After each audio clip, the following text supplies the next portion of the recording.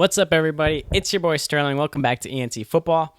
Now, I'm just getting right into this video. I'm cutting all the BS. Normally, I say like, subscribe, blah, blah, blah. You could still do that, but I'm getting right into this video today. Normally, actually, I'm going to start it off like this. In my life, I consume a lot of sports media, right? I scroll through Instagram. It's nothing but sports. I listen to podcasts talking about sports. I watch YouTubers who talk about sports. I watch sports games. I watch football games. I watch pre-shows, post-shows. A lot of majority of my life is consuming sports media, right? I sit here on this futon in my room and I talk about sports. And one of my pet peeves is when people involve either bias or emotion into their sports takes, or when they talk about sports, blah, blah, blah. And so on this channel, on my other basketball channel, I try and stay far away from involving emotion or bias into my sports talk. But today, as you can probably see in the title of this video, this is just me talking, just being a sad Ravens fan. And I'm going to be kind of bitter in this video. I already know it. I have some things written down on this here whiteboard, some statistics and some things I want to talk about. And I'm mad. I'm sad. I'm frustrated. I'm angry because my Baltimore Ravens should have won that football game. I don't care what anybody has to say. I don't care. I don't care what you have to say. The Ravens should have won that football game. The Ravens should be moving on to round 2, and I should be watching Marlon Humphrey and Tyler Huntley smoking cigars, making fun of the Bengals players. But they're not. I have to watch the NFL hype. Look, I'm not a fan of the Bengals. I'm not a Bengals hater. I might turn into a Bengals hater after today because I'm going to have to sit around and watch these people hype up Joe Burrow and the Bengals, watching these guys smoke cigars, wearing AFC North champions shirts, making it to the second round of the playoffs. And it pisses me off because the Ravens should have won this football game.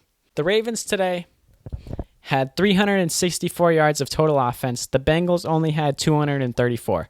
The Ravens had 100 more yards of total offense than the Bengals today. 100 more yards, more than 100. They also had more first downs, more time of possessions. Tyler Huntley threw for more touchdowns and threw for more passing yards today. The Ravens rushed for 155 rushing yards with an average of 4.4 yards per carry, right? The Bengals had 51 rushing yards today. 51 rushing yards. An average of 2.8 yards per carry. The Ravens defense minimalized the Bengals, and they held the Bengals offense, this historic high-flying offense, Joe Burrow, Jamar Chase, T. Higgins, Tyler Boyd, Hayden Hurst, Joe Mixon, Samaje Perine. They held them to 17 points all game on the offensive side of the ball, and only held Joe Burrow to 209 yards passing. Ravens controlled this game. The Ravens played a very good game today. And it's frustrating because all these statistical categories, the Ravens also got to the quarterback very well today. Obviously, the Bengals did have some injuries to the offensive line. The Ravens had 4 sacks today. They were getting to the quarterback, putting pressure on Joe Burrow, making it hard for him. And that's good. The Ravens have a good defense when they're on their game. And today they were. Just so frustrating because the Ravens won this game except for one play. There's one play that was a clear turning point to this game, and it basically ended the Ravens season, right? The Ravens go on a good drive. They're marching down the field. Tyler Huntley has a big, I think it was like a 30-something yard run, 3rd and goal, and they decide to run a QB sneak, which a lot of people are making negative comments about that play call. I'm fine with the play call. A QB sneak on 3rd and goal, either there's 2 options to what happened most of the time. You get a touchdown, or you get like a small gain, and then it's 4th down, and the Ravens historically go for it on 4th down, especially in a big game like this. If we get stuffed at the goal line on that QB sneak, we're going for it on 4th down. 99.9% of the time, we end up in it with either a touchdown or at least, at the very minimum, scoring a field goal and taking the lead of that game. But I don't want to call it a fluke because I feel like that's going to make me sound like a hater. But I think that play was a fluke. I really do think that play was a fluke. That's not a play that is going to happen in 95% of games. Is a quarterback going to QB sneak the ball, reach the ball out, not get to the goal line? We saw Trevor Lawrence do this last night, where he did a QB sneak against the Chargers, reached the ball out, crossed the plane, and boom, the play's over. Tyler Huntley now is not 6'6" like Trevor Lawrence. He's not as big as him. He reaches out. He doesn't get to the goal line. Bengals swat it out, and it lands like perfectly in the Bengals player's hands. And that's the reason why they won that game. Now, also, I'm not a person who likes to complain about refs, but in the return of that fumble, Mark Andrews was running back. He was trying to make a play and catch up to the dude and tackle him. And that was a clear block in the back. I'm not going to say anything. I'm just going to put that out there. That was a clear block in the back, but they missed it. Fine, whatever. But if that play doesn't happen, the Bengals are going home and the Ravens are moving on straight up. It's as simple as that. And also, let me put this out there. If Lamar Jackson plays in this game, it's done deal. It's wraps. Bengals are going home. But I got to sit here and watch my Ravens go home off that one play. And also, after they were making it seem like it was a big turning point in the game, like all the momentum went in the Bengals' favor because of that play. Nah. The Bengals went 3 and out right after that. And then they got that, running into the punter. We got that penalty against the Ravens. And then the Bengals went 3 and out again right after that. The Bengals offense didn't really do anything after that. The Bengals offense was completely minimalized all day by the Ravens. Straight up. It's as simple as that. We held Joe Burrow to 209 passing yards, and we held them to 51 rushing yards all day. We had 120 more total yards than them all day. The only statistical category that they won was the turnovers, 2-1, because of that fumble. If that fumble doesn't happen, the Ravens are moving on. It's as simple as that. Let me move forward now. I'm dwelling on the game that happened because I'm upset, I'm frustrated, but we're moving on. Moving forward, the Bengals, they play the Bills now. I'm picking the Bills in that game. Number one, because now I'm mad. Now I'm including bias into this. I want to see the Bengals lose. I'm tired of seeing Joe Burrow with the cigar in his mouth, wearing AFC North champions shirts. I'm tired of it. I'm picking the Bills, not only because of my bias and now that I'm mad, but because the Bengals offense didn't look that good in this game, and the Bengals defense didn't really either. And also, now that the Bengals offensive line is really banged up, 3 of their 5 starting offensive linemen are out. It's not looking good for them. We saw Joe Burrow go on a historic run last season where his offensive line was terrible, but he backpacked. He put the team on his back, and props to Joe Burrow because he carried the team last year to a Super Bowl appearance. This season, it's going to be very hard. It's going to be much, much, much harder because last season, they got to play the Raiders in the first round, which I don't want to discredit the Raiders. They had a good season last year, but they barely squeaked by the Chargers to make the playoffs. And that game came down to the wire, too. The Bengals barely won that game against the Raiders last season in the playoffs, against an opponent that isn't really playoff tested, not really playoff. They're not a real playoff team. I'm just going to say it. The Raiders weren't a real playoff team last year. And then they move on. They play the Titans last season, the Bengals did. They play the Titans with Ryan Tannehill. It's not a very good team either. Kind of fluky. Then the AFC Championship game, they play the Chiefs, and props to them. They beat the Chiefs. But that was their one really, really tough game that they had to win last season, like against a real, true contending team, because the Chiefs knocked out the Bills. The Chiefs and the Bills had to play each other in the second round, and so the Bills were already eliminated. This year, it's going to be way tougher for the Bengals. They're going to have to play the Bills next week in Buffalo, and if they win that game, which I'm not going to rule them out, there's a chance they win that game. If they win that game, most likely the Chiefs will have beaten the Jacksonville Jaguars, and it'll be Bengals versus Chiefs again. So they're going to have to go through the Bills and the Chiefs to make it to the Super Bowl, and I just don't see that happening. So especially with how banged up this offensive line is, how the defense performed today against the Ravens, how the offense performed against the Ravens today. Only 260 total yards. Yikes. Hey, I don't want to hate. I'm just calling it. I'm just saying what it is. Now for the Ravens. Now that I got my hating out of the way, now I'm going to be sad as a Ravens fan. The Ravens moving forward.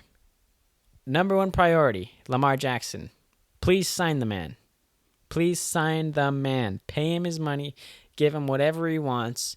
Give him a blank piece of paper. Say, Lamar Jackson, write down what you want right here. We'll give it to you. It's as simple as that. We've seen this team without Lamar Jackson.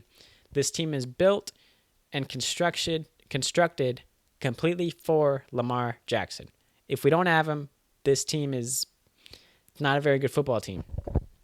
So we need to sign Lamar Jackson. If Lamar Jackson, I don't blame him if he wants to leave. But the good thing about the Ravens situation right now is if the event happens that Lamar Jackson says he wants to leave, we franchise tag him and we trade him. We can trade him. Now that's going to hurt. I'm not going to lie to you. That's going to hurt as a Ravens fan. Because Lamar Jackson is our franchise player. He's my favorite player. He's basically every Ravens fan's favorite player. But at the end of the day, I'm a Ravens fan before I'm a Lamar Jackson fan. If the event happens that Lamar Jackson leaves, I wish him well. I just wish the Ravens get like 5 first-round draft picks for him. Straight up. If we trade him, I'm not mad at it. If we get 5 first-round picks, if we get a Russell Wilson type haul, I'm okay with it. Lamar Jackson will send you to some NFC team. We'll send you to the Washington Commanders. I don't know. We'll see. But I wouldn't be mad at getting 5 first-round picks straight up.